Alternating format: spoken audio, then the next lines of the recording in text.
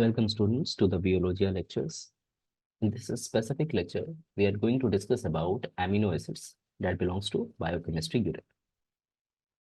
So first of all, we need to understand why we need to know amino acids.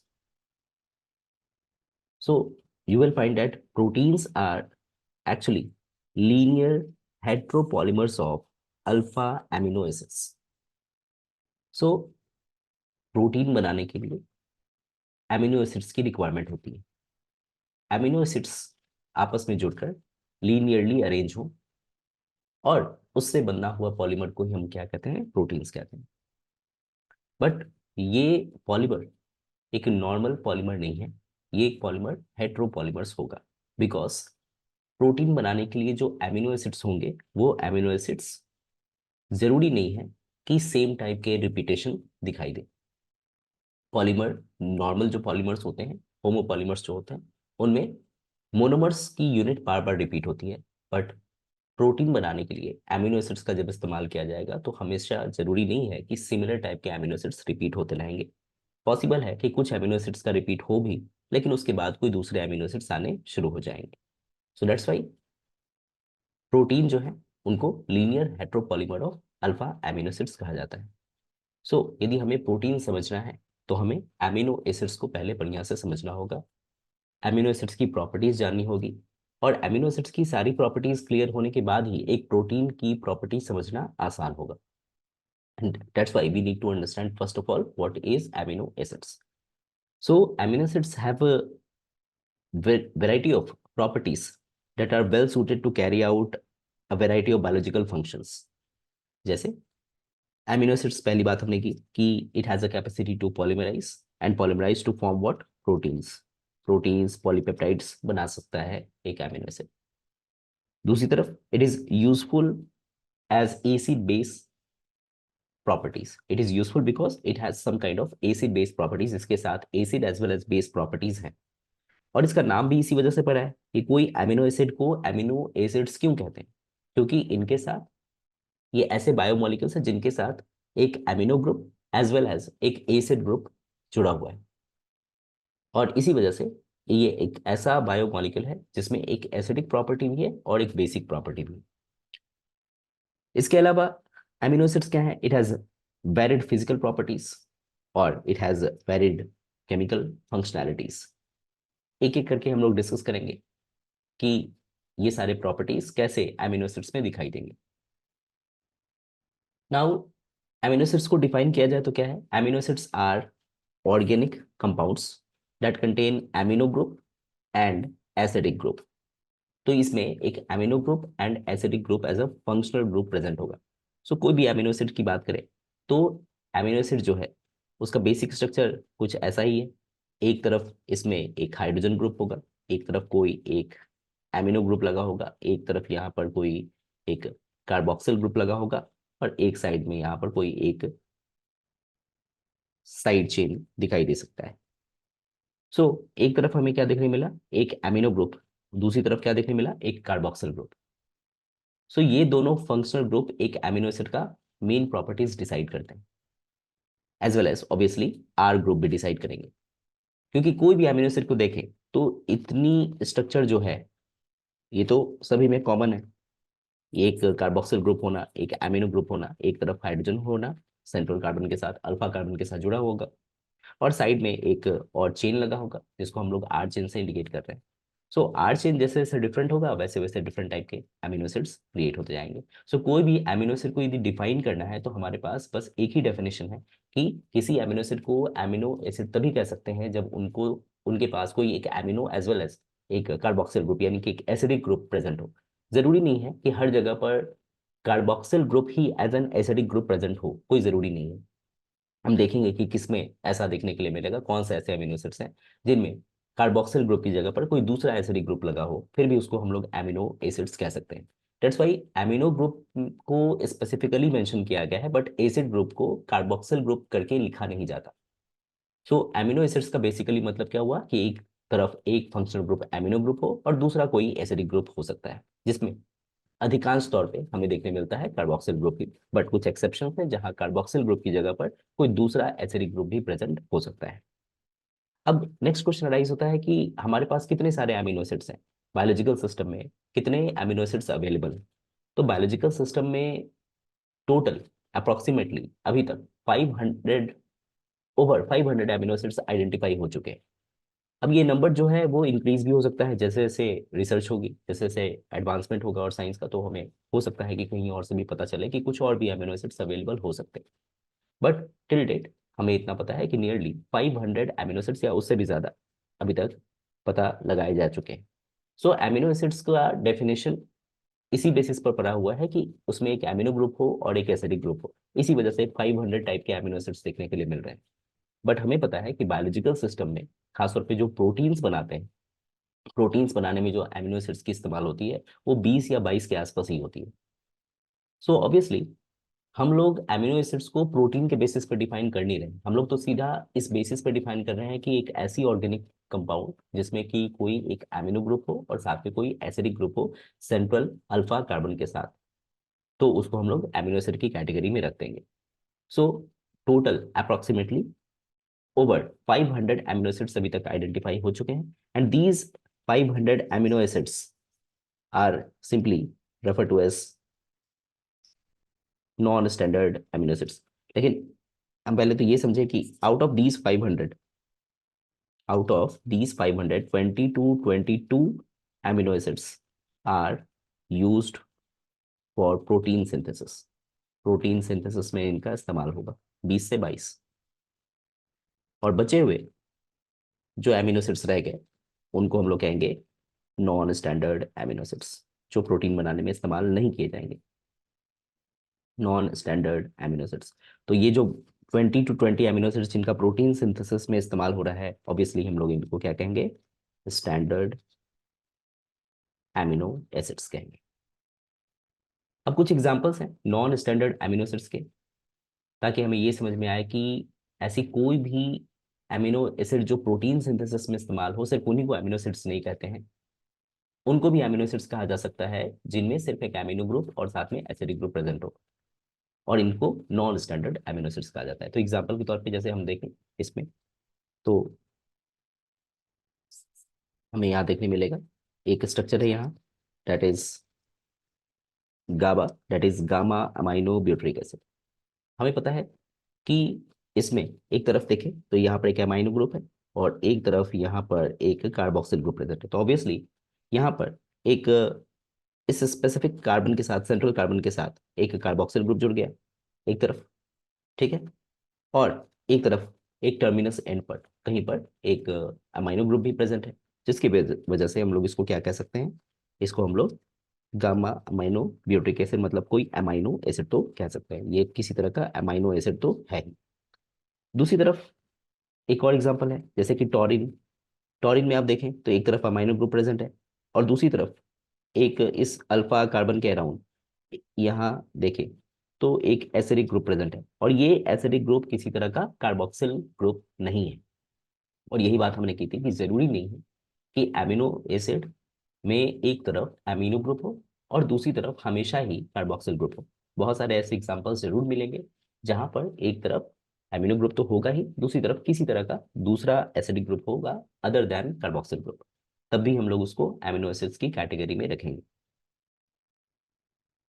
And ये दोनों ही amino acid जो हैं, it mostly act as inhibitory और excitatory neurotransmitter. जैसे कि गाबा की बात करें तो गाबा एक इनहिबिटरी न्यूरोट्रांसमीटर जैसा भी बिहेव कर सकता है और एक्साइटेटरी न्यूरोट्रांसमीटर जैसा भी बिहेव कर सकता है। यहाँ पर जैसे बताया जा रहा है कि कोई ग्लूटामेट है, ग्लूटामेट से ही जो है glutamate, glutamic acid decarboxylase enzyme के वजह से यहाँ पर गाबा जो है फॉर्म हुआ ग्लूटामेट से। So GABA is form from glutamate and it is transported via vesicular transport. ये वेसिकल्स की ट्रांसपोर्टेशन की वजह से ट्रांसपोर्ट हो रहा है। जैसे ही किसी भी सेल्स के अंदर में कैल्शियम की इन्फ्लक्स होती है, साइटोसोल में कैल्शियम का अमाउंट जब भी बढ़ता है तो जनरली वेसिकुलर ट्रांसपोर्ट होता है। अब इसकी पूरी डिटेल मैकेनिज्म जो है हमें वो सेल बायोलॉजी में पढ़नी है, फिलहाल के लिए हम लोग इतनी बात समझ सकते हैं कि कैल्शियम साइटोसोल में जैसे ही इंक्रीज होगा that results into vesicular transport, और यहाँ पर हमारा जो गाबा से फिल्ड वेसिकल है वो आगे बढ़ा, और इस तरह से सारे के सारे जो ट्रांस मतलब कह सकते हैं कि वेसिकल्स के अंदर में गाबा स्टोर्ड थे वो बाहर की तरफ रिलीज हो गए। Now it is coming and binding to its receptor on the target tissue. यदि आसपास में कोई दूसरा न्यूरॉन सेल है तो उसके सरफेस पे पॉसिबल है कि यहाँ पर सर्टेन चैनल्स हो, जैसे कि क्लोराइड के चैनल्स हैं। तो क्लोराइड के चैनल से जब गाबा आकर बाइंड करेगा तो it act as inhibitory neurotransmitter, यानी कि किसी तरह का इनहिबिशन का इफेक्ट क्रिएट करेगा। और जब भी गाबा अपने रिसेप्टर के साथ बाइंड करेगा तो क्लोरीन के चैनल्स ओपन हो जाएंगे और सेल्स के अंदर में क्लोरीन एंटर करने शुरू हो जाएंगे, that results into hyper polarization. दूसरी तरफ it can also bind to some other cell on excitatory receptors, जैसे कि गाबा के दूसरे रिसेप्टर हो सकते हैं किसी दूसरे सेल पर जहां पर सोडियम चैनल्स के साथ इसके रिसेप्टर्स हों, और इनके साथ जब गाबा आकर बाइंड करेगा तो इस केस में ये सोडियम को अंदर अलाउ करेगा सेल के अंदर में, और जब सोडियम सेल के अंदर में अंदर आएगा तो that results into depolarization. So depend करता है कि किस स्पेसिफिक सेल के साथ ये बाइंडिंग करे और किस तरह का इफेक्ट क्रिएट करे। तो डिटेल मैकेनिज्म हमें इसके बारे में कि एक्साइटेटरी एंड इनिबिटरी न्यूरोट्रांसमीटर ये कैसे बिहेव कर रहा है ये हमें ह्यूमन फिजियोलॉजी में पढ़ना है। फिलहाल के लिए हम इतना जान सकते हैं कि एक एमिनो एसिड होने के बावजूद इनका इस्तेमाल कहीं पर प्रोटीन सिंथेसिस में नहीं होता, लेकिन किसी तरह का फिजियोलॉजिकल इसका रोल तो है ही, फिजियोलॉजी में कहीं ना कहीं इसका इस्तेमाल हो रहा है।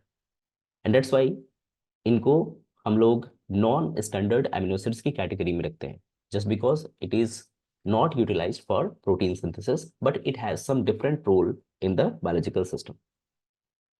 नाउ स्टैंडर्ड अमीनो एसिड्स की बात करें, उनके स्ट्रक्चर की बात करें, तो कोई भी अमीनो एसिड जैसे हमें पता है कि इसमें एक अल्फा कार्बन होगा, और इस अल्फा कार्बन के अराउंड हमारे पास एक तरफ एक एमिनो ग्रुप होगा, दूसरी तरफ कोई एक एसिडिक ग्रुप लगा होगा, और मोस्टली ये एसिडिक ग्रुप जो देखने के लिए मिलता है स्टैंडर्ड अमीनो एसिड्स पे वो कार्बोक्सिल ग्रुप ही होते हैं।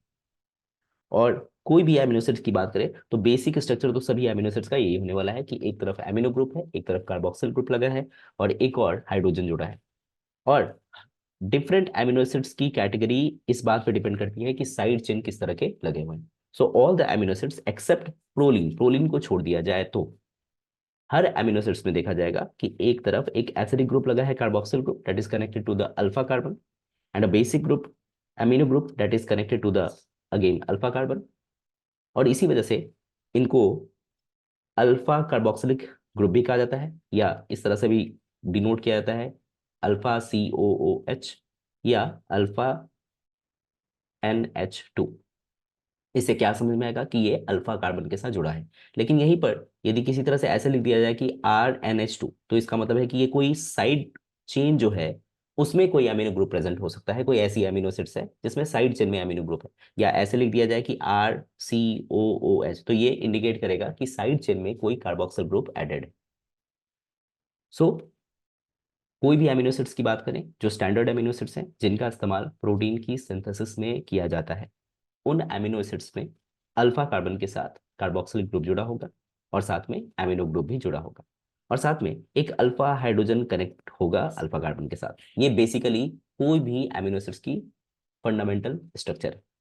एंड फोर्थ सब्स्टिट्यूएंट ऑब्वियसली क्या है, R group, that is unique in case of glycine, क्योंकि ग्लाइसिन में जो आर चेन है वो अगेन हाइड्रोजन ही है। दैट्स वाई हमारे पास अलग से ग्लाइसिन को डिफाइन करने का तरीका नहीं है।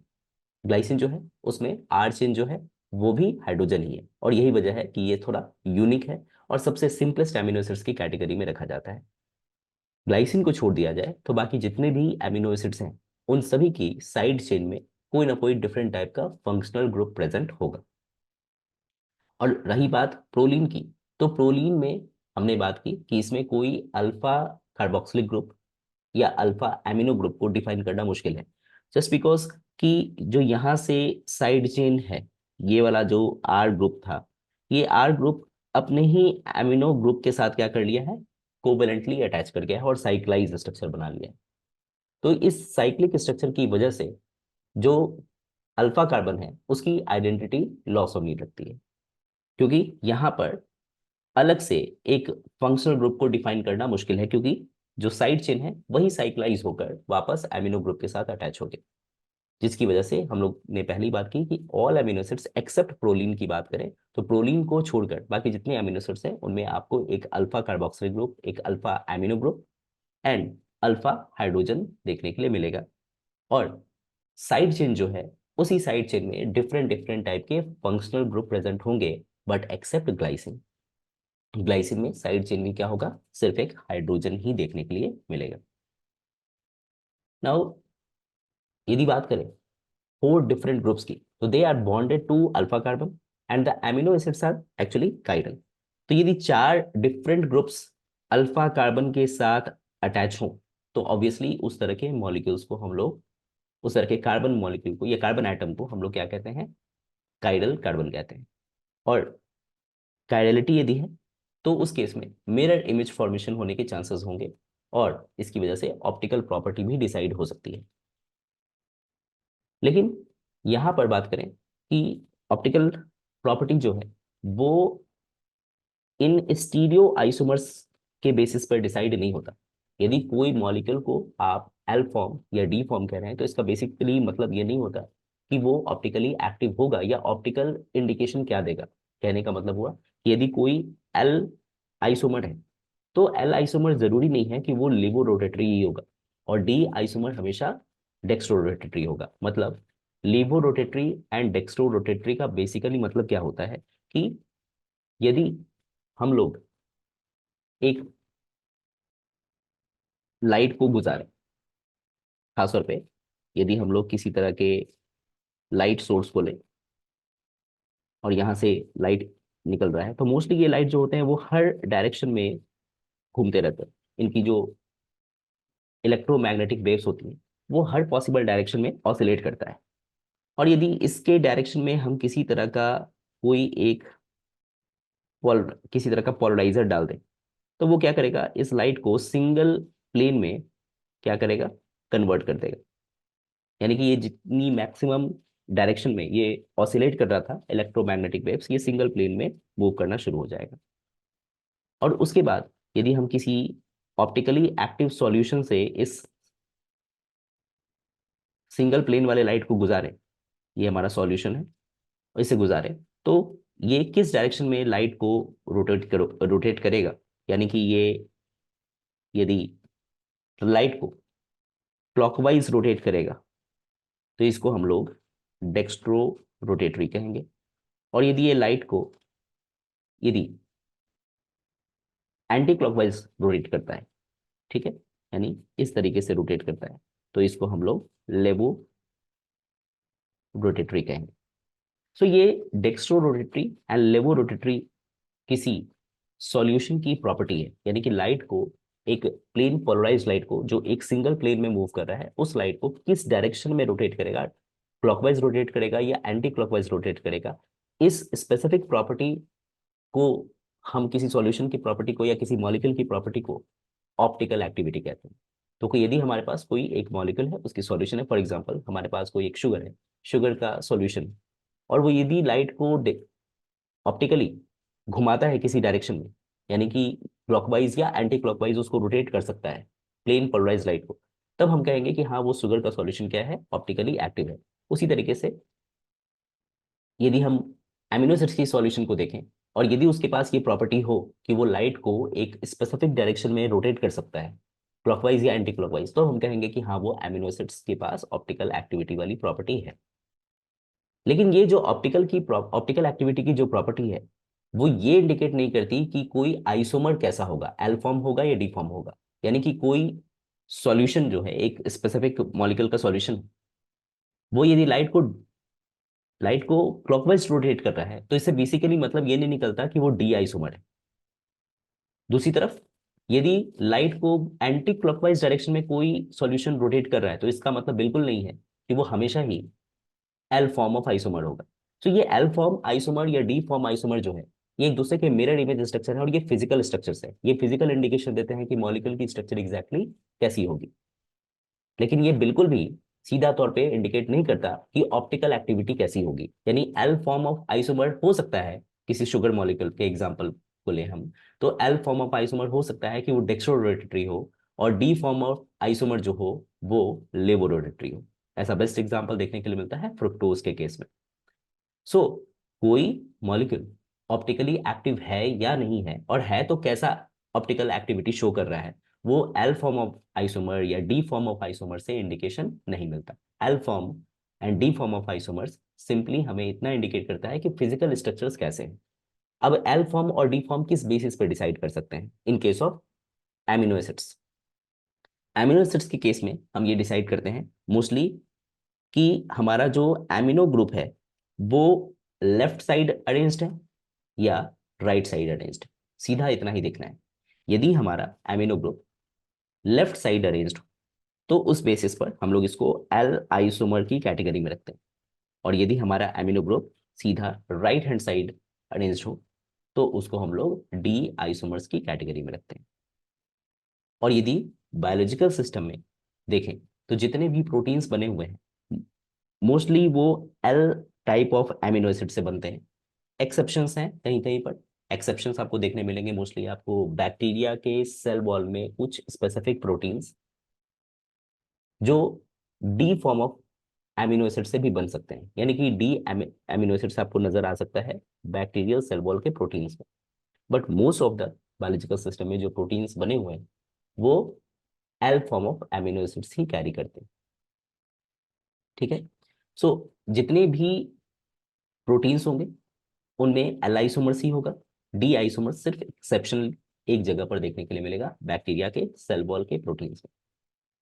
ये जो अल्फा कार्बन है, it has always 4 substituents and they are tetrahedrally arranged. ये टेट्राहेड्रल स्ट्रक्चर्स शो करते हैं, यानी इस तरह का कोई स्ट्रक्चर दिखाई देगा। ये टेट्राहेड्रल ज्योमेट्री होती है कार्बन की, क्योंकि ये अल्फा कार्बन जो है इसके साथ 4 डिफरेंट फंक्शनल ग्रुप यहाँ पर लगे हुए हैं। एग्जाम्पल है ये एलेनिन का, तो यहाँ पर आप देख रहे हैं कि यहाँ पर एक हाइड्रोजन ग्रुप है, यहाँ पर एमिनो ग्रुप है, यहाँ पर एक कार्बोक्सिल ग्रुप है, और साइड में एक मिथाइल ग्रुप लगा, एलेनिन बन गया। लेकिन यहाँ पर कोई दूसरा भी मॉलिक्यूल होता तो, एक्सेप्ट ग्लाइसिन की बात करें, तो आप देखेंगे कि ये टेट्राहेड्रली अरेंज होगा। ग्लाइसिन के केस में भी यदि हाइड्रोजन अरेंज होगा तो वो टेट्राहेड्रली ही अरेंज होगा। जितने भी स्टैंडर्ड एमिनो एसिड्स हैं, इट हैज 1 और 2 काइरल कार्बन। मोस्टली एक या एक से ज्यादा काइरल कार्बन हो सकता है, एक्सेप्ट एक्सेप्ट ग्लाइसिन। ग्लाइसिन के केस में आपको एक भी काइरल कार्बन देखने के लिए नहीं मिलता। क्यों? क्योंकि साइड चेन में भी सिर्फ एक हाइड्रोजन ही प्रेजेंट है। यदि बात करें थ्रियोनिन की, थ्रियोनिन या आइसोल्यूसिन, इन दोनों के केस में आपको 2 काइरल कार्बन देखने मिलेंगे, और 2 काइरल कार्बन है तो ऑब्वियसली इसमें 4 स्टीरियो आइसोमर्स प्रेजेंट होगा। बाकी के जितने भी स्टैंडर्ड एमिनो एसिड्स हैं, मतलब अदर 17 एमिनो एसिड्स, जो बाकी के 17 स्टैंडर्ड एमिनो एसिड्स हैं, it has 1 chiral centre, chiral carbon, और एक ही काइरल कार्बन है तो ऑब्वियसली इसमें सभी में 2 स्टीरियो आइसोमर्स ही होंगे। अब आगे बात करें कि जो साइड चेन है उनके बेसिस पर हमारे पास डिफरेंट टाइप के एमिनो एसिड्स दिखाई दे सकते हैं। मोस्टली एमिनो एसिड्स जो हैं वो या तो नॉन पोलर की कैटेगरी में आएंगे, पहला कैटेगरी तो ये होगा। दूसरा कैटेगरी होगा कि वो पोलर हो, और पोलर हो तो वो चार्ज्ड है या अनचार्ज्ड है। पोलर होने के बाद भी यदि किसी मॉलिक्यूल को आप चार्ज्ड कह रहे हैं तब तो बात समझ में आती है कि कोई मॉलिक्यूल पोलर है एज वेल एज वो चार्ज्ड है। एमिनो एसिड्स के केस में हम बात करते हैं कि पोलर होने के साथ साथ भी वो न्यूट्रल हो, यानी पोलर अनचार्ज्ड हो। इसका बेसिकली मतलब क्या निकलता है? यानी इसका बेसिकली मतलब ये निकलता है कि कोई एक एमिनो एसिड इस तरह से है हमारे पास, या कोई एमिनो एसिड है और इसकी साइड चेन में कोई एक ऐसा फंक्शनल ग्रुप लगा है जो पोलर तो है बट पीएच 7 पर जो हमारा फिजियोलॉजिकल पीएच है 7.4 के आसपास, सो जो हमारा फिजियोलॉजिकल पीएच है 7 के आसपास, उस पीएच पर ये आर ग्रुप पर किसी तरह का चार्ज नहीं होता, नो चार्ज। ठीक है, it is non charged. So ये जो आर ग्रुप है ये चार्ज्ड कब नहीं है, सिर्फ पीएच 7.4 या 7 के आसपास, यानी फिजियोलॉजिकल पीएच पे ये चार्ज नहीं है। और रहा बात इन दोनों ग्रुप का, तो ये दोनों ग्रुप पर फिजियोलॉजिकल पीएच के आसपास चार्ज न्यूट्रलाइज हो जाते हैं, इन दोनों के पास एक एक चार्ज प्रेजेंट होंगे और दोनों आपस में एक दूसरे को क्रॉस आउट करके जीरो हो जाएगा। तो नेट चार्ज क्या हो गया इस मॉलिक्यूल पर, कंप्लीट मॉलिक्यूल पर, जीरो। क्योंकि इसके पास एक प्लस चार्ज है, इसके पास एक माइनस चार्ज है, और ये दोनों मिलाकर जीरो हो गया। साइड चेन की बात करें तो it is non charge. But in which condition, physiological pH. हो सकता है कि यदि आप पीएच इंक्रीज करें या बहुत ज्यादा डिक्रीज करें तो इस मॉलिक्यूल पर चार्ज क्रिएट होता हुआ दिखाई देते, साइड चेन पर कुछ चार्ज आएगा, तो इन दोनों की वजह से तो चलो चार्ज नहीं है, लेकिन साइड चेन की वजह से कुछ चार्ज आ जाएगा। लेकिन मोस्टली जो एमिनो एसिड्स ऑपरेट कर रहे होते हैं वो फिजियोलॉजिकल पीएच पे ऑपरेट करते हैं, और फिजियोलॉजिकल पीएच पे कुछ ऐसे एमिनो एसिड्स हैं जिनकी साइड चेन पर फिजियोलॉजिकल पीएच पे चार्ज जीरो होता है, और इसी बेसिस पर हम लोग इसको कहते हैं ये पोलर होने के बावजूद कैसा है, न्यूट्रल है। लेकिन हो सकता है यदि आप पीएच इंक्रीज कर दें या डिक्रीज कर दें तो उस केस में ये चार्ज शो कर सकते हैं, यानी एक H प्लस आयंस को ये लूज कर दें और लूज करने के बाद ये चार्ज हो जाए।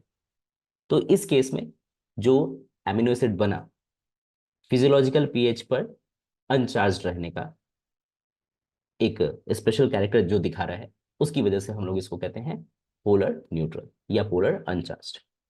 वेरएस यदि फिजियोलॉजिकल पीएच पे कोई मॉलिक्यूल, कोई एमिनो एसिड ऐसा है जो नेगेटिवली चार्ज है, तो उनको हम लोग एसिडिक ग्रुप में रखते हैं। पोलर चार्ज के ग्रुप में दो आएगा, polar acidic and polar basic. So अभी हमारे पास कितने टोटल एमिनो एसिड हो गए, एक तो हो गया पोलर, और पोलर में भी हमारे पास कैसे हैं, तो पोलर एक चार्ज है और एक पोलर अनचार्ज है। दूसरी तरफ ये एक हो गया, दो हो गया, तीसरा हो गया हमारे पास non polar, non polar amino acid. अब ये जो पोलर चार्ज है इसमें भी दो कैटेगरी है, एक एसिडिक है और एक बेसिक है। सो ओवरऑल हमारे पास एक कैटेगरी आ गई, polar charged acidic and polar charged basic, so दो बन गया। तीसरा हो गया पोलर अनचार्ज्ड, और चौथा हो गया हमारे पास नॉन पोलर एमिनो एसिड्स। सो ये सब किस बात पे डिपेंड कर रही है कि आर ग्रुप जो है वो कैसा है, और आर ग्रुप न्यूट्रल पीएच पर यानी कि पीएच 7 पर फिजियोलॉजिकल पीएच पे किस तरह से बिहेव कर रहा है। यदि वो चार्ज है, यदि पोलर है भी, तो वो चार्ज रह रहा है न्यूट्रल पीएच पे या नहीं रह रहा है, इस बेसिस पे भी डिसाइड होगा कि वो पोलर चार्ज ग्रुप में रखा जाएगा या पोलर अनचार्ज में। और यदि पोलर चार्ज में रखा गया है तो उसको भी फर्दर हम लोग दो कैटेगरी में डिवाइड कर सकते हैं, एसिडिक एंड बेसिक, इस बेसिस पर कि न्यूट्रल पीएच पर कोई एमिनो एसिड जो है वो नेगेटिवली चार्ज है साइड चेन की वजह से, या बेसिक चार्ज यानी पॉजिटिवली चार्ज है साइड चेन की वजह से। अब आगे बात करें तो आयोनाइजेशन के बारे में बात करते हैं कि कोई एमिनो एसिड जो होता है अपने आयोनाइज स्टेट में कैसे रहता है, एंड ये पीएच से अफेक्ट कैसे होते हैं। इससे पहले हमें एक पॉइंट समझ में आना चाहिए, और वो ये कि कोई भी एमिनो एसिड या कोई एक फंक्शनल ग्रुप जो है उसकी अपनी एक पीके वैल्यू होती है। जनरली जो एसिड्स होते हैं, जो बेस होते हैं, उनकी अपनी एक पीके वैल्यू होती है। होता क्या है ये पीके वैल्यू, ये एक ऐसा पीएच है, pH at which an acidic और basic functional group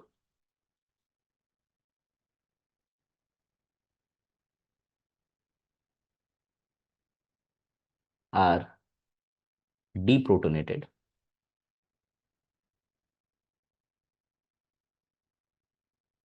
50% or simply 50% dissociated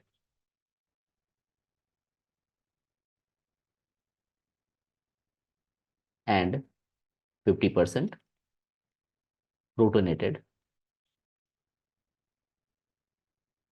or 50% associated।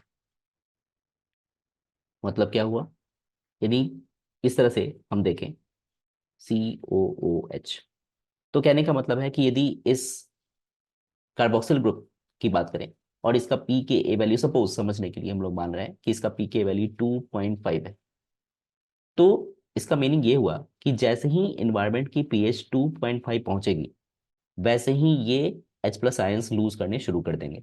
और कितने लूज होंगे, 50% लूज कर चुके होंगे। यानी यदि हम मान लें कि एक कंटेनर है और इस कंटेनर के अंदर में हमारे पास 100 COOH मॉलिक्यूल्स हैं, तो जैसे ही pH 2.5 पहुंचा, 50% हमारा जो मॉलिक्यूल होगा वो COOH फॉर्म में होगा, यानी एसोसिएटेड फॉर्म में होगा या प्रोटोनेटेड फॉर्म में होगा, और 50% COO- फॉर्म में होगा, यानी डीप्रोटोनेटेड फॉर्म में होगा या डिसोशिएटेड फॉर्म में होगा। और इसी स्पेसिफिक पीएच को, जिस पीएच पे ऐसी घटना हो रही है, उस पीएच को हम लोग क्या कहते हैं, पीकेए वैल्यू।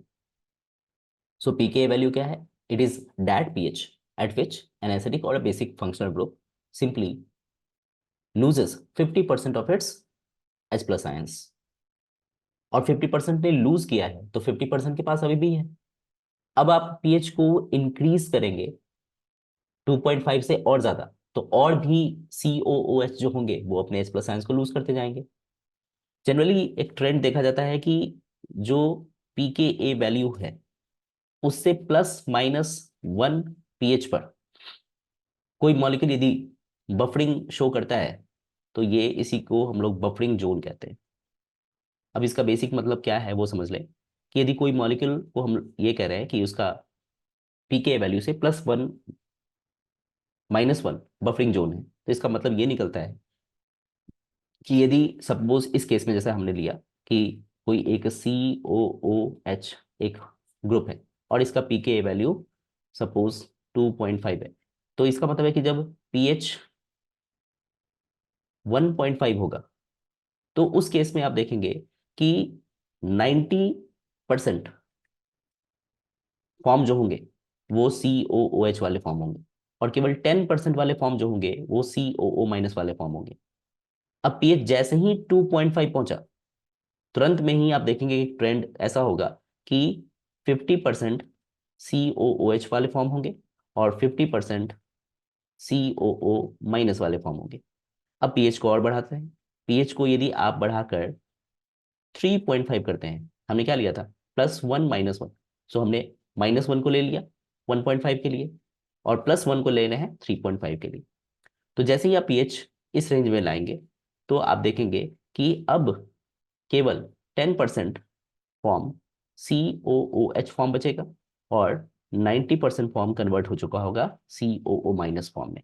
इससे बेसिकली मतलब क्या समझ में आया, इस बात से हमें यह समझ में आ रहा है कि जब भी pKa वैल्यू से एक pH ऊपर या नीचे ले जाएं, तो हमें एसोसिएटेड या डिसोसिएटेड फॉर्म्स बनते हुए नजर आते हैं।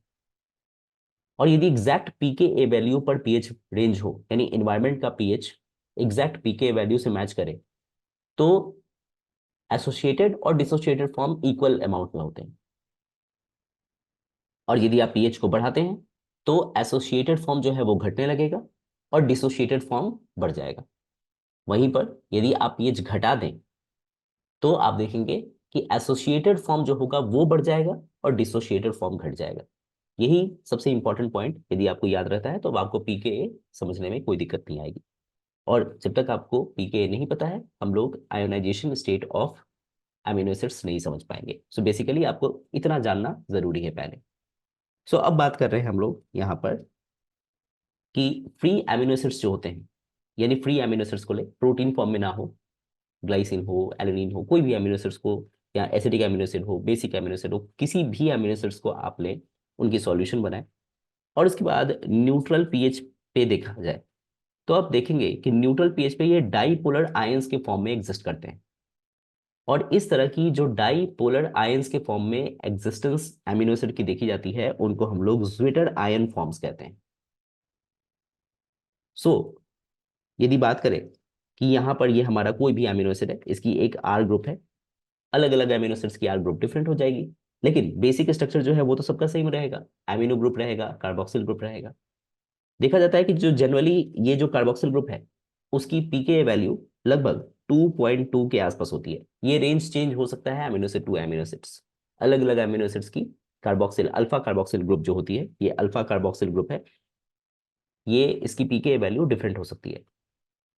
यानी इसका मीनिंग क्या निकला कि यदि आप एक अमीनो एसिड की सॉल्यूशन लें और उसके बाद उसका पीएच जो है वो 2.2 के रेंज में ले आए, बढ़ाकर 2.2 तक पहुंचा दे, यानी कि आपके पास पहले से क्या है, एक बीकर में हमारे पास एक सॉल्यूशन है अमीनो एसिड का, फॉर एग्जांपल मान लेते हैं ग्लाइसिन का, और इस वक्त हम लोग मानते हैं कि सपोज हाइपोथेटिकली कि पीएच इनिशियली क्या है, 0 है। जब आप पीएच को 2.2 के रेंज में लाते हैं, कैसे लाएंगे, ऊपर से कुछ हम लोग कोई एसिडिक ग्रुप डालें, HCl के साथ इसको टाइट्रेट करें, या NaOH के साथ हम लोग मोस्टली टाइट्रेट करते हैं, या KOH के साथ, किसी बेस के साथ या किसी एसिड के साथ टाइट्रेशन करेंगे तो पीएच चेंज होगा। अब हम लोग पीएच क्या ला रहे हैं, 2.2। तो जैसे ही पीएच 2.2 आएगा, इसका मीनिंग क्या निकला कि अब ये वाला फॉर्म 50% हो जाएगा और ये वाला फॉर्म भी 50% हो जाएगा, यानी कि ये जो COOH है ये सबसे पहले अपने H प्लस आयंस को लूज करेगा और 50-50% फॉर्म में कन्वर्ट हो जाएंगे।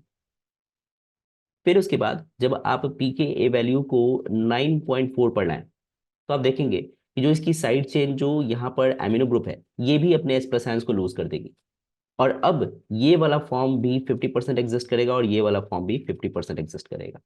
तो अब ध्यान देना है कि फिजियोलॉजिकल पीएच पे कौन सा फॉर्म डोमिनेट करता है या कौन सा फॉर्म एग्जिस्ट करता है। हमें पता है कि जो फिजियोलॉजिकल पीएच है वो पीएच क्या है, न्यूट्रल पीएच है, 7 पीएच है। तो लॉजिकली देखा जाए तो पीएच जब 2.2 आएगा तो ये अपने सारे H प्लस आयंस को लूज करने शुरू कर देंगे और 50-50% फॉर्म में होंगे। जैसे जैसे आप पीएच 2.2 से ले जाकर 7 के आसपास पहुंचाएंगे तब तक तो लगभग सारे ही एमिनो एसिड जो होंगे वो अपने H प्लस आयंस को इस कार्बोक्सिल टर्मिनस से लूज कर चुके होंगे, यानी कि सारे एमिनो एसिड सब किस फॉर्म में कन्वर्ट हो चुके हैं, इस फॉर्म में। ठीक है, जिनका अभी क्या हो चुका है, कार्बोक्सिल टर्मिनस से H प्लस आयंस लूज कर गया है, लगभग 99.9999%, यानी मान के चले अप्रोक्सीमेटली 100% जो होंगे वो अपने कार्बोक्सिल टर्मिनस से H प्लस आयंस लूज कर चुके हैं। बच गया इनका अमाइनो ग्रुप। अभी यहां पर से H प्लस आयंस लूज नहीं होगा क्योंकि इसका पीके वैल्यू क्या है, 9.4। pKa2 इसका इंडिकेट किया जा रहा है, pKa2 मतलब एमिनो ग्रुप का pKa2 वैल्यू क्या है, 9.4।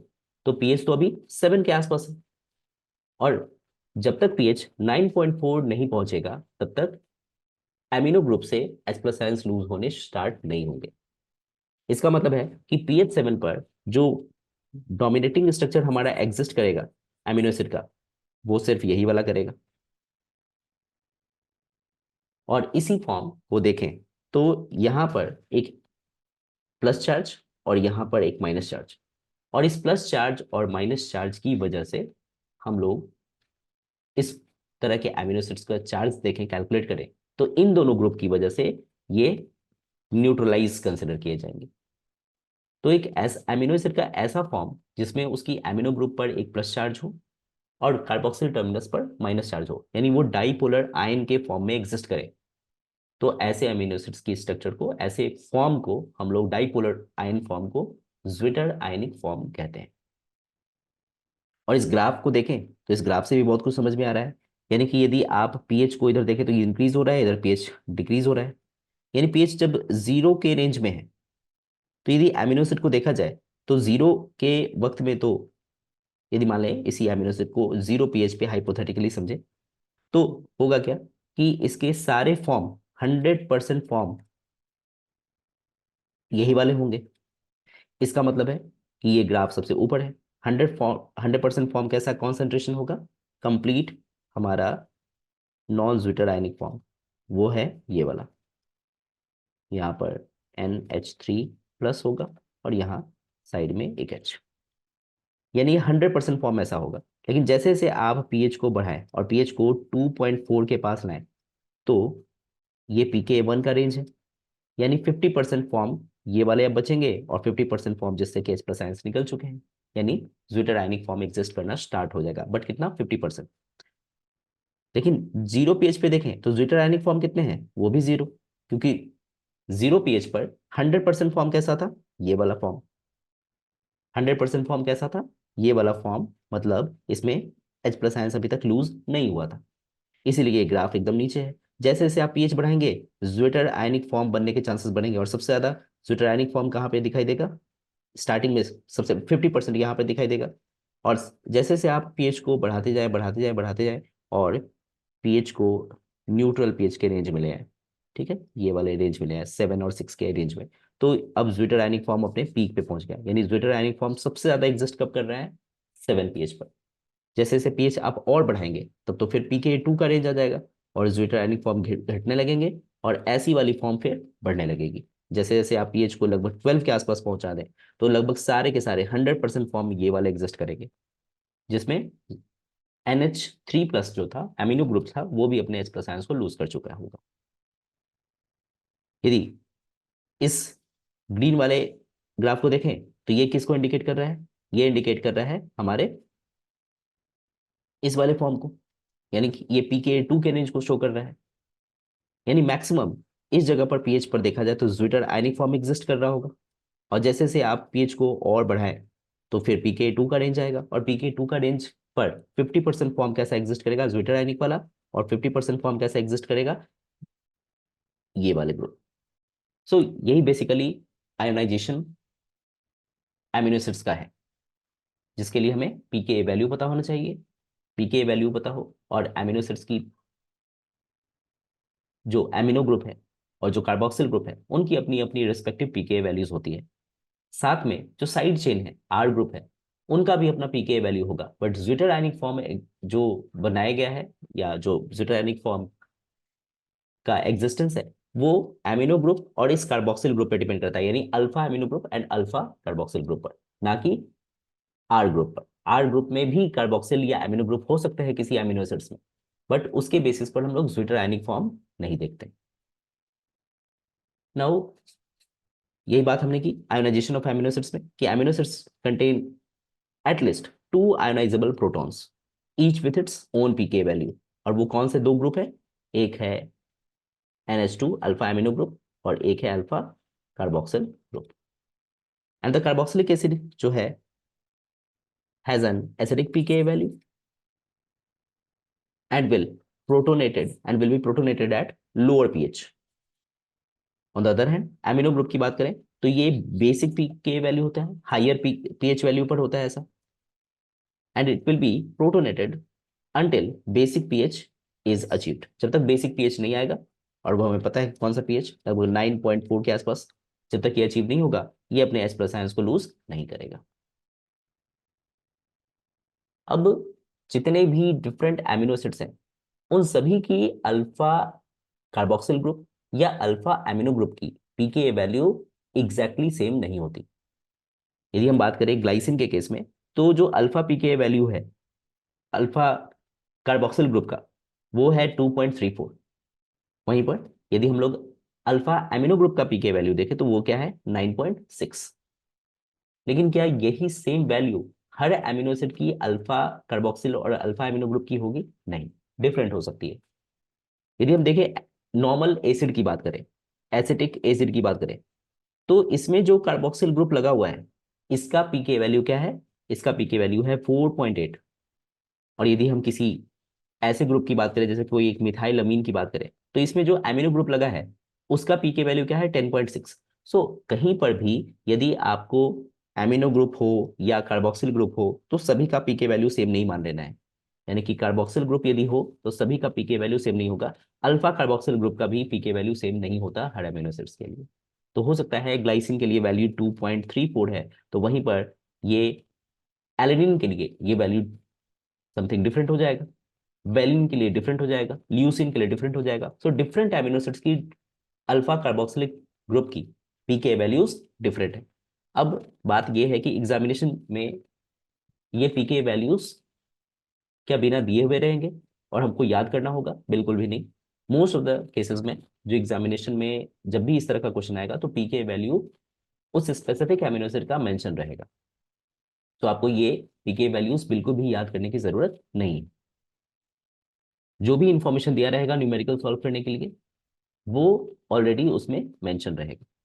उसी तरीके से यदि एमिनो ग्रुप की बात करें तो ग्लाइसिन के केस में ये एमिनो ग्रुप की जो पीके वैल्यू होती है अल्फा एमिनो ग्रुप की, वो 9.6 होती है। लेकिन यही चीज अल्फा एमिनो ग्रुप यदि हम किसी ल्यूसिन का, एलिनिन का, वेलिन का, किसी दूसरे एमिनो एसिड का देखें तो जरूरी नहीं है कि वो हमेशा 9.6 ही आए या उसके एग्जैक्टली सेम आसपास में आए, थोड़े डिफरेंट ऊपर नीचे हो सकते हैं। So alpha carboxyl group is actually much more acidic then the carboxylic acid. Normal carboxylic acid, जैसे कि कोई एसिटिक एसिड में कार्बोक्सिलिक एसिड है, उसकी कंपैरिजन में जो कार्बोक्सिल ग्रुप एमिनो एसिड्स में होते हैं वो ज्यादा एसिडिक होते हैं।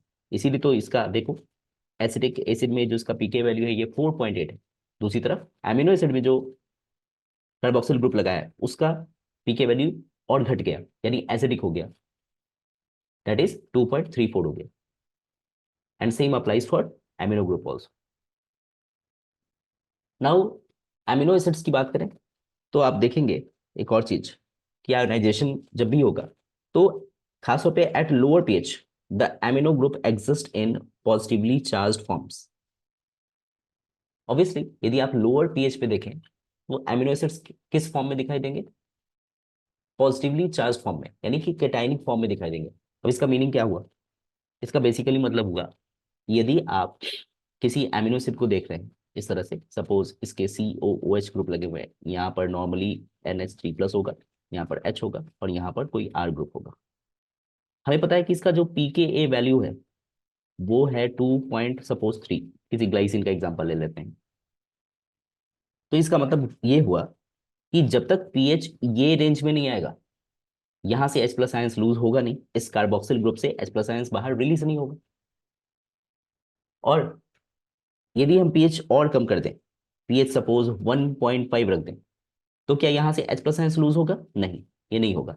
और ये नहीं होगा तो उस केस में एमिनो ग्रुप के ऊपर तो अभी से पहले से ही प्लस चार्ज प्रेजेंट है, और इस वजह से एमिनो एसिड्स किस फॉर्म में एग्जिस्ट कर रहे हैं? पॉजिटिवली चार्ज फॉर्म में। जब तक यहाँ से H+ आयंस लूज नहीं होता तब तक हम लोग उसको न्यूट्रल नहीं बोलते। यदि लूज हो जाएगा तो यहाँ से नेगेटिव चार्ज आएगा और प्लस और माइनस, एमिनो ग्रुप का प्लस चार्ज, कार्बोक्सिल ग्रुप का माइनस चार्ज, दोनों मिलकर न्यूट्रलाइज हो जाएगा। अब डिपेंड करता है कि R ग्रुप के ऊपर में किस तरह के फंक्शनल ग्रुप प्रेजेंट है। लेकिन यदि हम इन दोनों के फॉर्म की बात करें तो mostly amino acids positively charge रहेंगे लोअर पीएच पर। जब आप पीएच को बढ़ा दें और पीएच को बढ़ाकर सपोज 1.5 से अब क्या करें, सपोज 6 या 7 कर दें, 6 सपोज कर दें, तो उस केस में H+ आयंस यहाँ से लूज हो चुके होंगे। और यहाँ हम लोग 6 नहीं रखते हैं और ज्यादा हाइयर रखते हैं। जैसे हमने इतना लोअर पीएच रखा तो अब उतना ही हाइयर पीएच रख के देखते हैं, सपोज पीएच 11 या 12 रख लेते हैं। तो इतने हाइयर पीएच पर H+ आयंस यहाँ से तो लूज हो ही चुका होगा और अब यहाँ से भी लूज हो जाएगा, क्योंकि इसका पीके वैल्यू क्या होता है? इसका पीके वैल्यू लगभग 9.4 के आसपास होता है।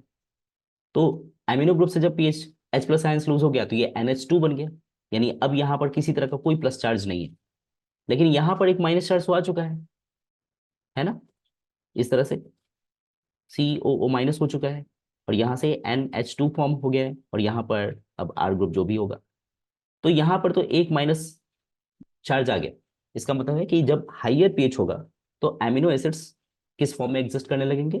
नेगेटिवली चार्ज्ड फॉर्म में, यानी एनायंस के फॉर्म में एग्जिस्ट करने लगेंगे। लेकिन यदि हम बात करें इन दोनों पीकेएस वैल्यू के बीच की बात, यानी कि एक है pKa1 जो कि था 2.2 के आसपास या 2.4 के आसपास, 2.3 2.4 जो भी होगा, और pKa2 की बात करें तो इसका वैल्यू था सपोज 9.4।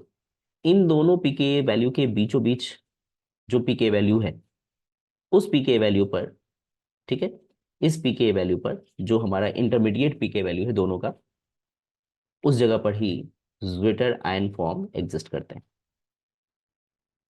यानी एक ऐसा फॉर्म जो न्यूट्रल हो, जिस पर पॉजिटिव चार्ज और नेगेटिव चार्ज साथ हो, साथ होने की वजह से वो न्यूट्रलाइज हो जाए।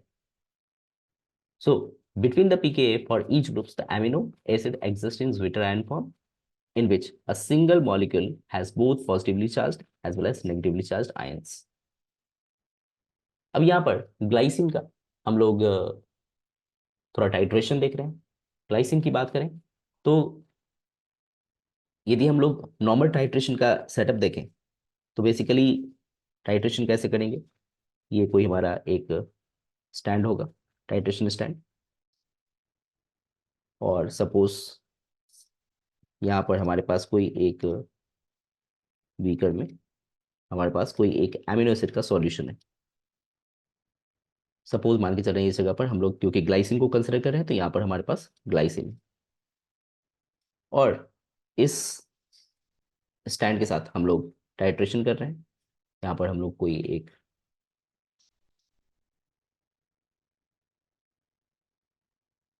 ये हमारा टाइट्रेशन ट्यूब है, और इस जगह पर हम लोग इसको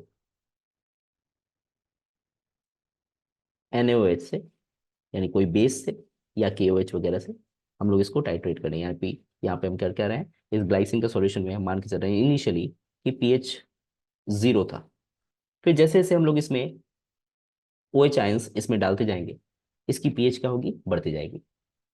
जब हम लोग ऊपर से बेस डालेंगे तो नेचुरली इसकी pH हाई होगी, और जब pH धीरे धीरे हाई होगी, यानी कि जब 0 pH से इस 0 pH पर देखें तो OH इक्विवेलेंट्स क्या हमने डाला है, कुछ भी नहीं डाला, तो OH इक्विवेलेंट्स भी 0 है और pH भी 0 है। जैसे जैसे हम लोग pH आगे बढ़ाते हैं, धीरे धीरे आगे pH बढ़ाते गए बढ़ाते गए बढ़ाते गए, और pH को हमने कहाँ ले आया, pH को हमने इस रेंज में ले आया। यानी कि जब आप 0.5 इक्विवेलेंट्स ऑफ OH आयंस इसमें डाल चुके हैं, तो अब हमारा pH रेंज जो है वो 2.34 पहुंच गया है। इस pH की बात हम करें तो इसको हमें हमें पता है इसके बारे में कि ग्लाइसिन का ये pK वैल्यू है। यानी इस जगह पर ग्लाइसिन किस फॉर्म में एग्जिस्ट करता है, ग्लाइसिन 50% इस फॉर्म में एग्जिस्ट करेगा और 50% इस फॉर्म में एग्जिस्ट करेगा। अब धीरे धीरे जैसे जैसे हम लोग और ज्यादा OH आयंस डालेंगे तो pH और बढ़ेगा, और pH को बढ़ाकर हमने इस पॉइंट पर ले आया, यानी ये pH वैल्यू क्या आ गया, 5.97। फिर उसके बाद हम लोग और ज्यादा OH आयंस डालेंगे तो और pH बढ़ेगा, pH बढ़ता गया, और हम लोग OH आयंस लगभग 1.5 इक्विवेलेंट्स डाल दिए और pH पहुंच गया 9.6 के आसपास। और जैसे ही ये pH 9.6 के आसपास पहुंचा, तो अब हमारा 50% मॉलिक्यूल्स इस फॉर्म में है और 50% मॉलिक्यूल्स इस फॉर्म में एग्जिस्ट कर रहा है। अब इसमें टाइट्रेशन करने का मतलब क्या निकला, और यहाँ पर जो ये PI वैल्यू लिखा हुआ है इसका मीनिंग क्या है। पहले तो हमें ये समझना है कि जो एमिनो एसिड्स हैं, एमिनो एसिड्स बफर की तरह बिहेव करते हैं। बफर का मतलब क्या हुआ, एक ऐसा मॉलिक्यूल जो pH के चेंज को रेजिस्ट करता हो, pH को आसानी से चेंज ना करने देता हो। यानी इन्वायरमेंट में H+ आयंस बहुत ज्यादा है, तो उस H+ आयंस को एक्सेप्ट कर ले और pH को ज्यादा फ्लक्चुएट ना होने दे, यानी एसिडिक नहीं होने दे, रोके एसिडिक होने से। और यदि इन्वायरमेंट में H+ आयंस की कमी हो तो ये खुद ही मॉलिक्यूल अपने H+ आयंस को लूज कर दे, डोनेट कर दे, और pH को फ्लक्चुएट होने से बचाए, pH को और ज्यादा इंक्रीज होने से बचाए। सो एक बफर का काम क्या होता है, pH के फ्लक्चुएशन को थोड़ा रेजिस्ट करना। इसका मतलब ये नहीं होता कि आप कितना भी H+ आयंस डाल दें किसी बफर सॉल्यूशन में तो वो एसिडिक या बेसिक नहीं हो सकता। ठीक है, H+ आयंस खूब डाल दे तो वो एसिडिक नहीं होगा, और खूब सारे OH आयंस डाल दे तो वो बेसिक नहीं होगा, ऐसा नहीं होता बफर के साथ। बफर बस एक सर्टेन रेंज में pH को चेंज होने से रेजिस्ट करते हैं। ठीक है, सो एमिनो एसिड्स की बात करें तो एमिनो एसिड्स के पास एक एसिडिक ग्रुप है, एक बेसिक ग्रुप है, और इन दोनों का ही अपना एक बफरिंग जोन है। बफरिंग जोन से बेसिकली ये मतलब समझ में आता है कि एक ऐसा एरिया pH का जहां पर वो pH आसानी से चेंज नहीं होगा। यानी आप ऊपर से OH आयंस डालते जा रहे हैं बट pH आसानी से चेंज नहीं हो रहा। अब कैसे समझे इसको, जब आप देखें यहाँ पर इस पॉइंट पर, तो OH इक्विवेलेंट हो सकता है कि 0.2 के आसपास हो। 0.2 से लेकर आप OH इक्विवेलेंट्स 0.9 के आसपास पहुंचा दिए, और pH में चेंजेस कितना आया, pH में बहुत ज्यादा सिग्निफिकेंट चेंज नहीं आया। pH में चेंज आया, सपोज यहाँ पर मान के चल रहे हैं कि ये 3.2 के आसपास होगा, और यहाँ पर pH क्या रह गया होगा, लगभग 1.5 के आसपास। सो pH का चेंज सिर्फ 1.5 से 3.2 के रेंज में ही बदला। लेकिन जैसे ही आप 0.9 से इक्विवेलेंट से OH आयंस और ज्यादा बढ़ाकर 1 इक्विवेलेंट कर देते हैं, तो अचानक से आप देखिए ग्राफ ऊपर की तरफ जा रहा है, यानी पीएच तुरंत में ही बदल गया और पीएच सीधा 5.97 के आसपास पहुंच गया। आप थोड़ा सा और बढ़ा दें OH इक्विवेलेंट्स, 1.1 कर दें, 1.2 कर दें, और अभी भी आप देखिए ग्राफ बढ़ता जा रहा है। और वो कहाँ तक बढ़ा? इस पॉइंट तक, यानी इस जगह से इस जगह तक, यानी पीएच फ्लक्चुएशन कितना हो गया? इस रेंज में। ये ज्यादा रेंज हुआ, ज्यादा चेंज आया पीएच में। क्यों आया? क्योंकि ये बफरिंग जोन नहीं है। कौन सा बफरिंग जोन नहीं है? यानी आप 3.2 से पीएच से और ज्यादा पीएच बढ़ाने की कोशिश करेंगे तो पीएच बहुत तेजी से फ्लक्चुएट करेगा, यानी अमीनो एसिड की बफरिंग जोन ये नहीं है। फिर उसके बाद आप OH इक्विवेलेंट्स और बढ़ा दें, यानी 1.2 से ले जाकर आप लगभग 1.9 तक चेंज करते रहें, और पीएच में बदलाव कितना आया? सिर्फ इतना ही, यहां से यहां तक। इसका मतलब है कि इस एमिनो एसिड में दो सेगमेंट ऐसा है जहां पर पीएच बहुत आसानी से फ्लक्चुएट नहीं करता, चेंज आता है लेकिन इतना चेंज नहीं आता, यानी चेंज को रजिस्ट करने की कोशिश की जा रही है। मतलब this is buffering zone 1, buffering zone 1, and this is buffering zone 2। लेकिन ये वाला non buffering zone, this is non buffering zone. ये ध्यान रखना, ये ग्लाइसिन के लिए हम लोग डिस्कस कर रहे हैं, क्योंकि ग्लाइसिन की साइड चेन में भी सिर्फ एक हाइड्रोजन ही है। यदि कोई ऐसा एमिनो एसिड लग जाए जिसमें साइड चेन में कोई कार्बोक्सिल ग्रुप लग जाए या कोई एक एमिनो ग्रुप लग जाए, तो उस केस में फिर साइड चेन का भी अपना एक पीके वैल्यू होगा। अब यहां पर एक आता है पीआई वैल्यू। पीआई वैल्यू क्या है? आगे हम लोग देखेंगे कि पीआई वैल्यू एक ऐसी पीएच वैल्यू जिस पर जो चार्ज हो एक एमिनो एसिड पर वो जीरो हो जाए, यानी न्यूट्रलाइज हो जाए कोई एमिनो एसिड जिस पर कोई भी चार्ज एग्जिस्ट ना करता हो, किसी एमिनो एसिड पर न्यूट्रल हो जाए, जीरो चार्ज हो जाए, एक ऐसा पीएच वैल्यू। उस पीएच वैल्यू को हम लोग पीआई कहते हैं। वेरस पीके किसको कहें? एक ऐसा पीएच जिस पर कोई एसिडिक या कोई basic group 50% dissociated and 50% associated form में हो, या 50% प्रोटोनेटेड एंड डीप्रोटोनेटेड फॉर्म में हो, उस पीएच वैल्यू को हम लोग पीके वैल्यू कहते हैं। और पीआई वैल्यू एक ऐसा पीएच वैल्यू जिस पर किसी मॉलिक्यूल पर चार्ज एग्जैक्टली जीरो हो जाए। अब बात कर रहे हैं आइसोइलेक्ट्रिक पॉइंट की, that is pi value. Isoelectric point या पीआई क्या है? किसी एमिनो एसिड की बात करें तो isoelectric point of an amino acid is that pH value at which molecule has a neutral charge, meaning the positive and negative charges are balanced, दोनों positive और नेगेटिव चार्जेस बैलेंस हो जाए। और इस जगह पर हम लोग सिर्फ एमिनो ग्रुप और सिर्फ कार्बोक्सिल ग्रुप, यानी alpha amino and alpha carboxyl group को कंसिडर सिर्फ नहीं कर रहे, इसमें साइड चेन भी इक्विवेलेंटली इस्तेमाल किया जाएगा। सो फॉर एग्जांपल, जैसे कि ये हमारा कोई एक एमिनो एसिड है, और इस एमिनो एसिड में यहां पर आर ग्रुप कैसा है? आर ग्रुप में मान लो कोई एसिडिक ग्रुप लगा हुआ है या कोई एक बेसिक ग्रुप लगा है, तो हम लोग उस फंक्शनल ग्रुप को भी कंसिडर यहां पर करेंगे आइसोइलेक्ट्रिक पॉइंट को निकालने के लिए। तो एमिनो एसिड्स जो हैं, it carry a net charge of zero at a specific pH value, और उसी स्पेसिफिक पीएच वैल्यू को हम लोग पीआई वैल्यू कहते हैं। सो ज्विटर आयन जो है predominate at pH values between the pKa values of the amino acids and carboxyl group। सीधी बात है ना कि जीरो चार्ज निकालना है हमें, तब तो हमें पीके वैल्यूज देखने पड़ेंगे, साइड चेन के भी पीके वैल्यूज को देखने पड़े। यदि हमारे एमिनो एसिड की साइड चेन में किसी तरह का ऐसा ग्रुप लगा हो जो आयोनाइजेबल ही नहीं है, यानी कि साइड चेन के तरफ कोई मिथाइल ग्रुप लगा हो या कोई इथाइल ग्रुप लगा हो, तो ऐसे मॉलिक्यूल्स जो अल्काइल ग्रुप वाले मॉलिक्यूल्स होते हैं वो आयोनाइज नहीं होते। तो पूरी तरह से एमिनो एसिड का आयोनाइजेशन डिपेंड करता है इसकी अल्फा कार्बोक्सिल ग्रुप पर और अल्फा एमिनो ग्रुप पर। अब टोटली इन्हीं दोनों ग्रुप पर डिपेंड करेगा। यदि कोई ऐसा साइड चेन लग जाए जो आयोनाइज ना हो सके, लेकिन ऐसा कोई साइड चेन लगे जो आयोनाइज हो सके, तो उस केस में हम लोग ये देखेंगे कि एमिनो एसिड कैसा है, एसिडिक है या बेसिक है। तो पहले बेसिकली हम लोग समझ लें कि पीआई वैल्यू निकालने के लिए हम लोग क्या करेंगे। पीआई वैल्यू हमें क्या इंडिकेट करता है? कोई एक एमिनो एसिड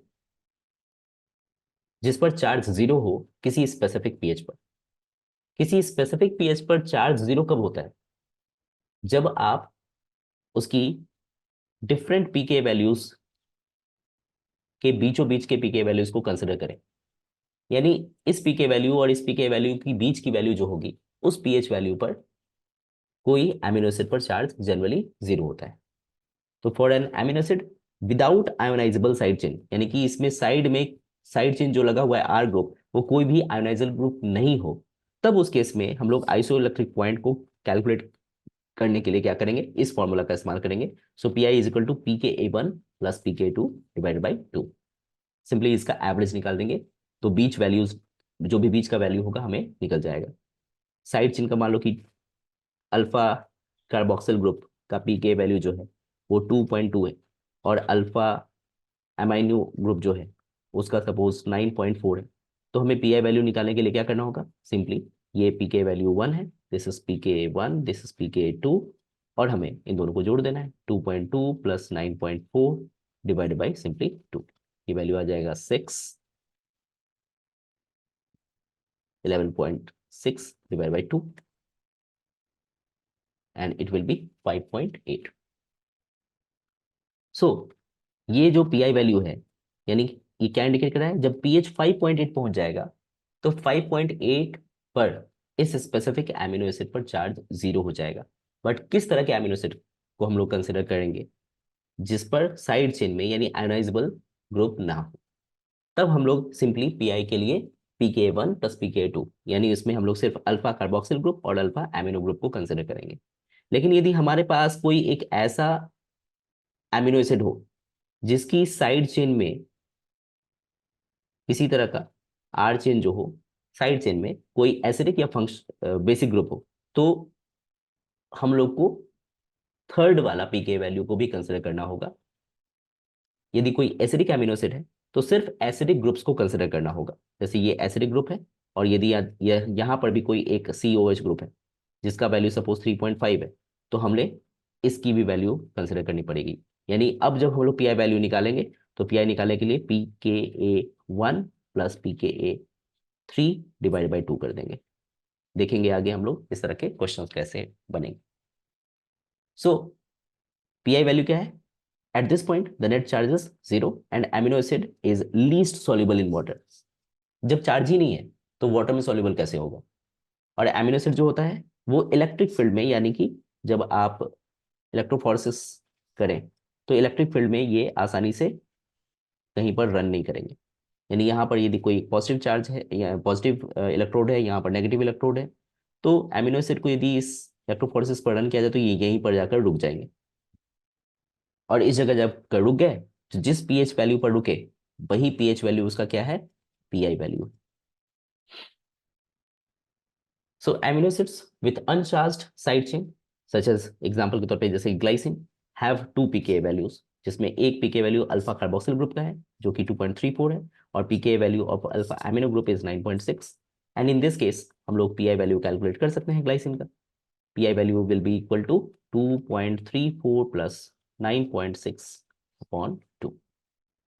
सो बफर्स क्या करेंगे, buffers prevent the change in pH to the pK value. Glycine can act as a buffer in 2 pH ranges, और वो 2 पीएच रेंजेस क्या है, पीएच रेंजेस हमें पता है। जनरली हम बता देते हैं कि बफरिंग जोन जो होता है वो pH+1 - 1 रेंज होता है किसी का बफरिंग जोन।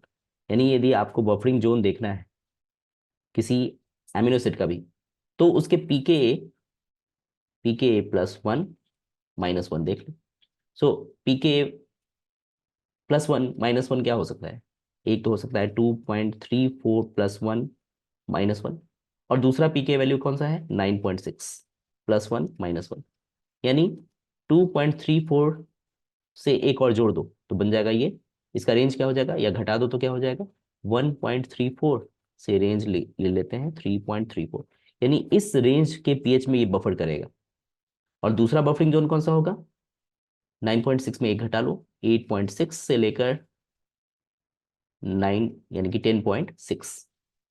ये दो बफरिंग जोन है किसका, ग्लाइसिन का। ठीक है। So these are the buffering zones of glycine. These are the buffering zones, but these are non buffering zones, यहां से यहां नॉन बफरिंग जोन्स। ठीक है, so these are the two buffer regions.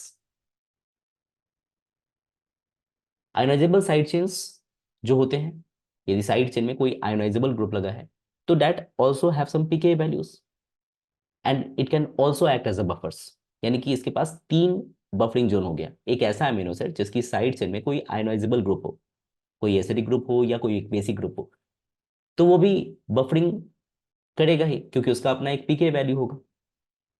सो जो आयनाइजेबल साइड चेन्स होते हैं, it also influence pI of the amino acid. And ionizable side chains can also be titrated.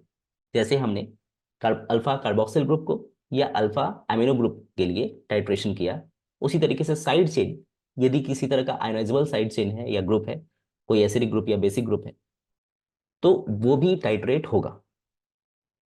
So titration curve are now comparatively more complex हो जाएंगे और तीन buffering zone हमारे पास मिलेगा।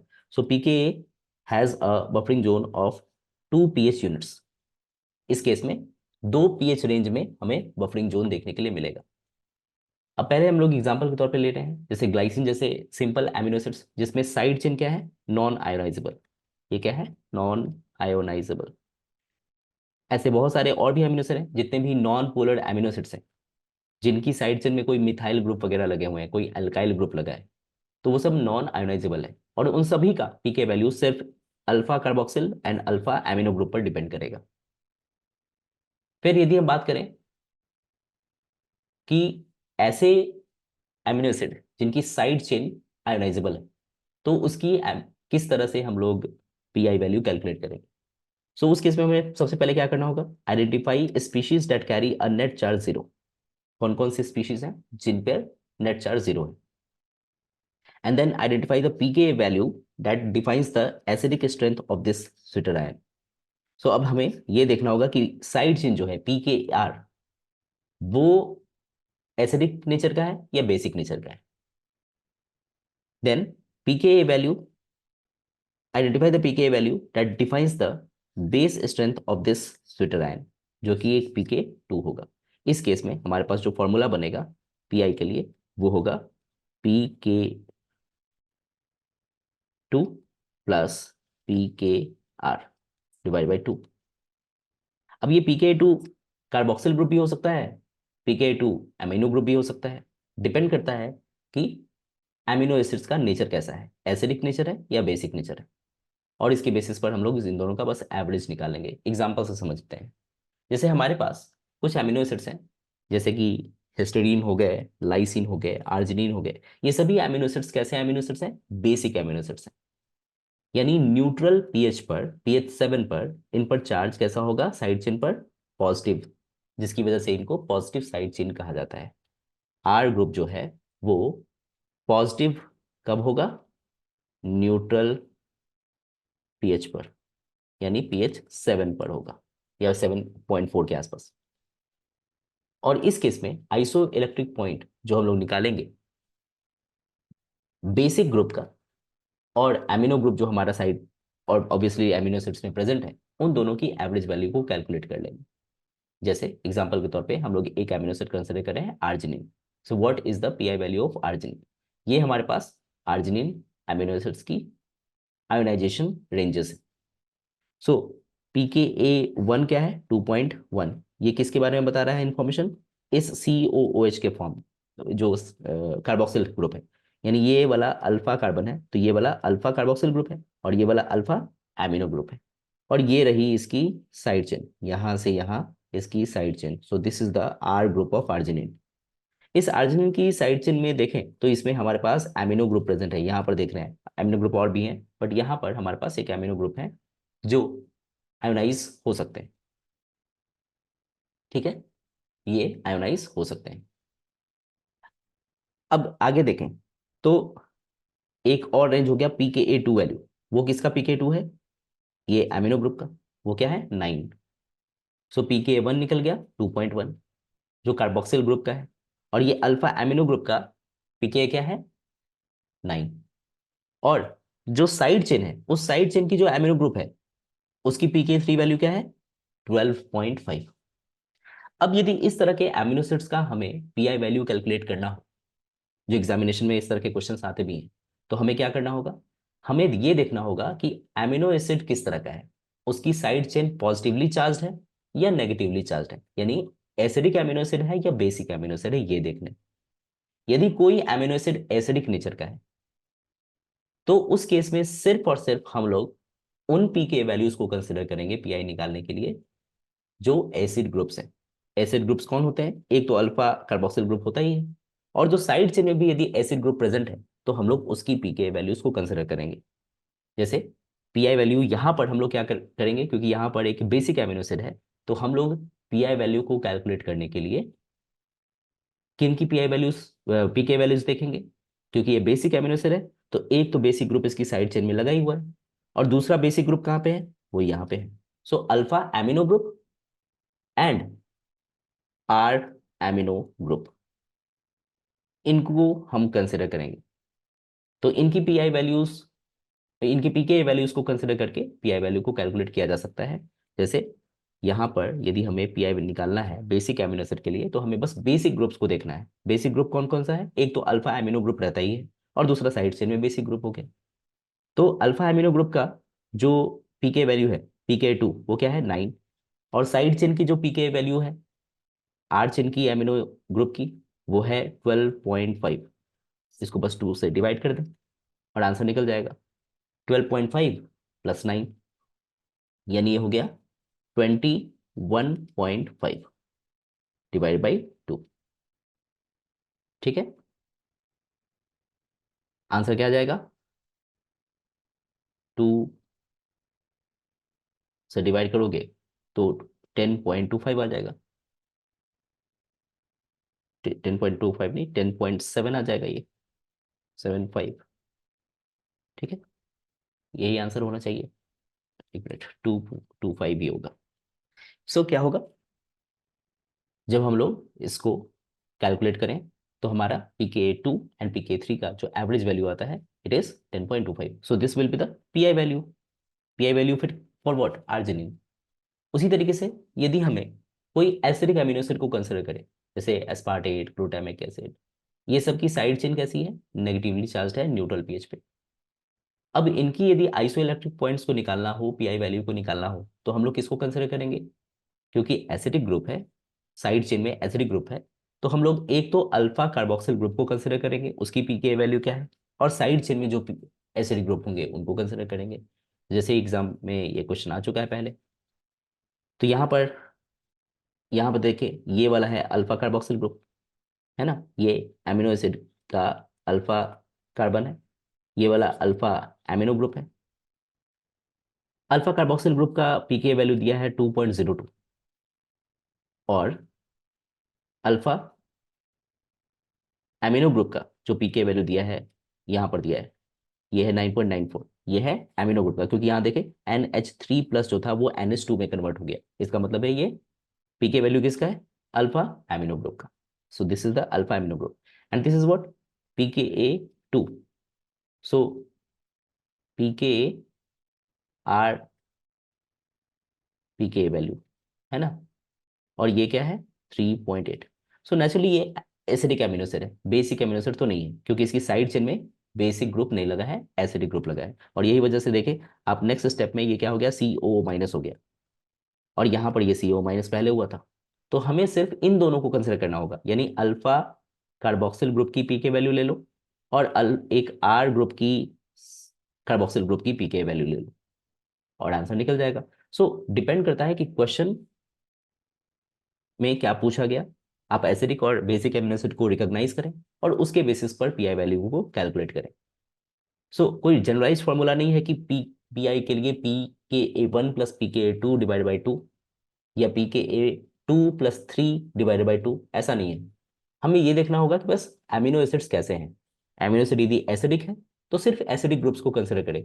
एसिडिक ग्रुप किसी भी एमिनो एसिड में एक तो उसका अल्फा कार्बोक्सिल ग्रुप रहता ही है, और साइड चेन में कोई एसिडिक ग्रुप होगा, और वहीं पर कोई साइड चेन में बेसिक ग्रुप आ गया तो फिर आपको अल्फा एमिनो ग्रुप की पीके वैल्यू एंड साइड चेन में जो बेसिक ग्रुप लगा हुआ है उसकी पीके वैल्यू, आप इन दोनों की पीके वैल्यूज की एवरेज वैल्यूज निकाल लें, आंसर निकल जाएगा। सो इस जगह पर हम देखें तो हमारे PKA1 प्लस PKA कौन सा होना चाहिए, PKA1 प्लस PKA2 होना चाहिए, ठीक है। और इसकी एवरेज निकालें तो 2.02 प्लस 3.80, यही पीआई निकालने के लिए, यानी डिवाइड बाई 2, ये हो जाएगा 285.82 डिवाइडेड बाई 2, ठीक है, 2.91, आंसर इज सेकेंड वन। सो इस तरीके से हम लोग बड़े आसानी से कैलकुलेशन कर सकते हैं पीआई वैल्यू को निकालने के लिए। सो इस स्पेसिफिक लेक्चर में फिलहाल अभी हम लोग यहीं तक पढ़ेंगे। नेक्स्ट लेक्चर में हम लोग एमिनो एसिड्स की क्लासिफिकेशन, स्टैंडर्ड एमिनो एसिड्स की क्लासिफिकेशन, और कौन कौन से एमिनो एसिड्स इंडिविजुअली हैं, उनकी क्या क्या प्रॉपर्टीज हैं, उनकी क्या क्या फिजियोलॉजिकल रूल्स हैं, उसके बारे में हम लोग डिस्कस करेंगे। So that's all for this specific lecture, and if you like this video, kindly share and subscribe. Thank you.